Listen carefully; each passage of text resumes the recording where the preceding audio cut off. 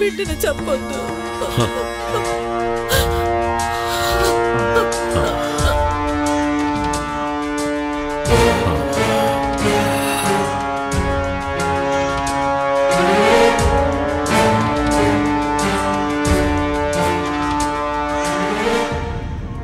మూర్ఖంగా ప్రవర్తించుకో.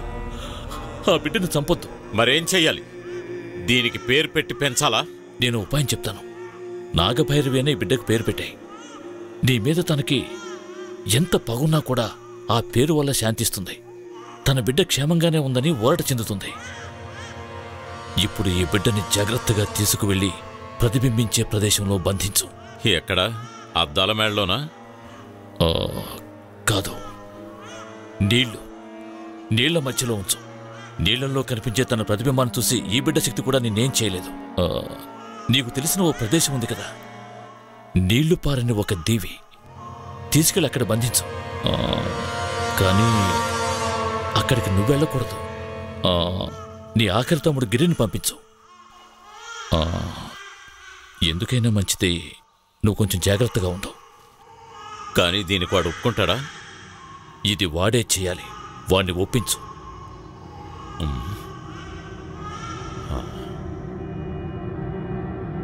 ఇది చాలా పెద్ద పాపం, కానీ నీ ప్రాణాల మీదకి వచ్చిందంటున్నావు కాబట్టి నేను చెప్పేది జాగ్రత్తగా విను. ఇక మీదట ఇలాంటి పాపాలు చేయకూడదు. స్త్రీ జాతిని అవమానించకూడదు. నువ్వు చెప్పినట్టే వింటాను, కానీ నువ్వు కూడా జాగ్రత్తగా ఉండాలి. ఆ మోహిని నిన్ను కూడా వదిలిపెట్టదు. ఆ క్షుద్ర మోహిని నన్ను ఏమీ చేయలేదు. ఈ క్షుద్ర పూజల కన్నా ముందు నేను నేర్చుకున్నది వేద మంత్రాలని. అది నాకు అండగా ఉంటుంది.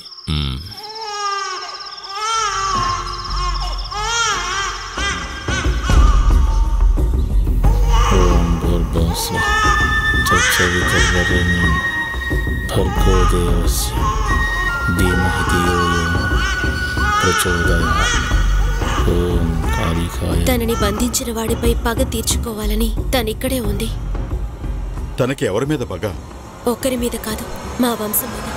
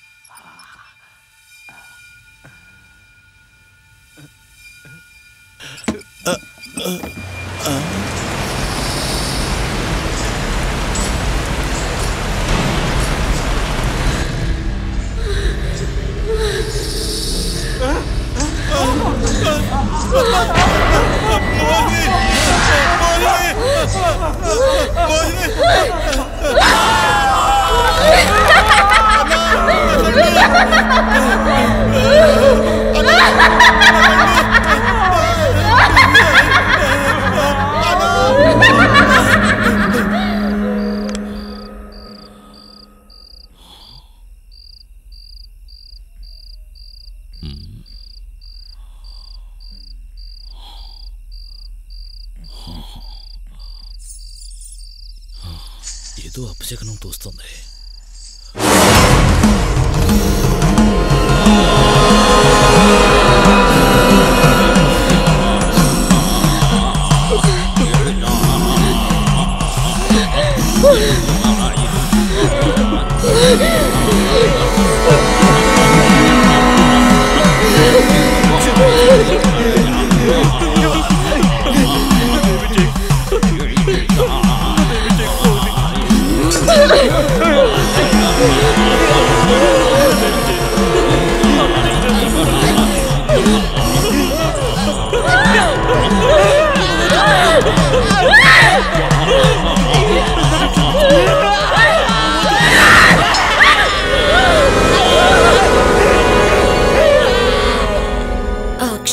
శ్రీజాత్ ఇంకా శాంతించలేదు.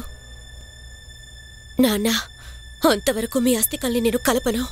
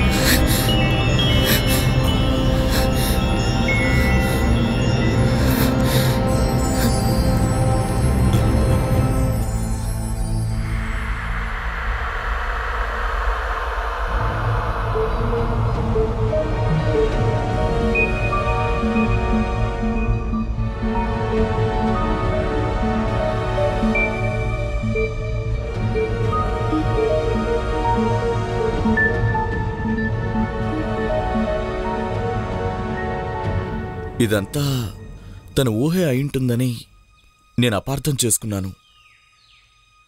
కానీ ఇప్పుడు తను చెప్పిన కథని వింటుంటే నమ్మదగినదిగా ఉంది కదా? అవును. ఎక్కడెక్కడో జరిగిన సంఘటనల్ని, ఎక్కడెక్కడో ఉన్న కథాపాత్రల్ని తన ఊహల్లో చాలా చక్కగా చిత్రీకరించుకుంది. మీ కవుల భాషలో చెప్పాలి అంటే ఊహ అయినా అద్భుతమైన కవితలా ఉంది. కానీ గౌరీ చెప్పిన కథలో ఆధారాలతో పాటు నిజాలు కూడా దాగి ఉన్నాయి. గౌరీ అమ్మను కూడా మా అన్నయ్య బలవంతంగా చేర్చి పెళ్లి చేసుకున్నాడు. ఆమెకు పుట్టినవాళ్లు కవలలు. గౌరీతో పాటు అవలక్షణాలతో పుట్టిన ఆమె చెల్లెలు. మా అన్నయ్య చేసిన పాపానికి ప్రాయశ్చిత్తంగా గౌరిని మా అమ్మే పెంచింది. ఆ అవలక్షణాలతో పుట్టిన పిల్లను వదిలేసి రమ్మని మా అన్నయ్య నాకే అప్పగించాడు. నేనీ దీవులు వదిలేసి వెళ్ళిపోయాను. తను చనిపోయి ఆత్మగా మారి తన రక్త సంబంధీకుల కోసం ఇక్కడే తిరుగుతోంది. గౌరీ ఇప్పుడున్న ఈ స్థితికి కారణం తన తల్లి గర్భంలో తనతో పాటే ఉన్న తన సహోదరి మీద ఉన్న పొసెసివ్నెస్ కారణం కావచ్చు. లేదా తన తల్లికి జరిగిన అన్యాయానికి పగ పెంచుకుని ఉండొచ్చు. ఇందులో ఏదో ఒకటి తను ఇలా విచిత్రంగా నడుచుకోవటానికి కారణం అయ్యుండొచ్చు. బాల్యం నుండే గౌరీ నిద్రలో తనలో తానే మాట్లాడుకోవటం, అర్ధరాత్రి లేచి అరవటం తనకున్న అలవాటు. అప్పుడే తను ఎవరికీ అర్థమయ్యేది కాదు. She was always strange and beautiful women. Madhav దగ్గర నుంచి ఒక్క ఫోను రాలేదు. వారానికి ఒకసారైనా చేస్తాడు కదా, ఎందుకు చేయలేదంటారు? పనిలో బిజీగా ఉండుంటాడు గౌరీ. ఇప్పుడు వాడి గురించి ఎందుకులే. 2-3 సార్లు తనపై ఏవో చెడు కలలొచ్చాయి. నాకెందుకో చాలా భయంగా ఉందండి. మీకు కూడా తెలుసు కదా, తను నాకు చాలా క్లోజ్ ఫ్రెండ్. వాడేమన్నా నిన్ను కట్టుకున్నావాడా ప్రతిరోజు నీకు ఫోన్ చేసి మాట్లాడడానికి? వాడి గురించి ఎందుకు ఇంత టెన్షన్ పడుతున్నావు? మాధవ్ పేరెత్తితేనే మీకు అంత కోపం వస్తుందేంటి?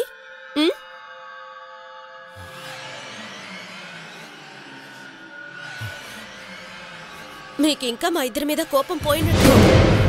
చాలు, ఆపు. ఇంత అనుమానం ఉన్నవాడితో కాపురం చేసినట్టే రేపొద్దున పుట్టే బిడ్డను కూడా అతనికే పుట్టిందంటారేమో. మీ మగజాతంతా ఇంతే.